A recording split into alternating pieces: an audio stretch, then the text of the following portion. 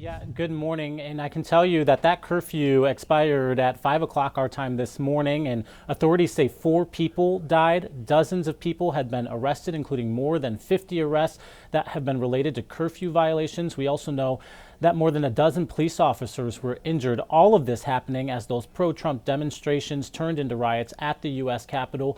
One woman was killed after being shot by Capitol Police. The other 3 deaths, police say, were medical emergencies, not related to firearms. This morning, we are monitoring the reaction of our local lawmakers, many of whom condemned that violence from inside the Capitol while on lockdown yesterday.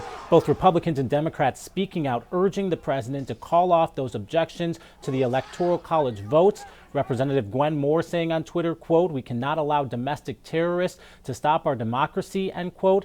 Former Republican Governor Scott Walker saying, quote, "All summer long, we spoke out against the riots and violence across America. It was wrong then, and it is wrong today."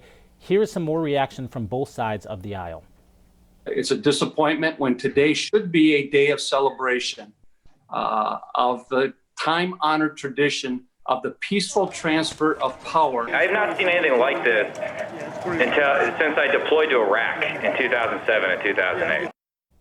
And more local reaction. Milwaukee County Executive David Crowley releasing a statement saying in part, quote, that the events are a humiliating day for the country. Milwaukee's mayor called the events an insurrection. And in Waukesha, the mayor there posted to Facebook overnight saying he is ashamed to have ever been part of the Republican Party. And I also want to point out that Representative Mark Pocan here in Wisconsin took to Twitter last night saying Donald Trump incited domestic terrorism, and he called on the vice president to invoke the 25th Amendment. Vince, Susan? This morning, we're learning some key figures.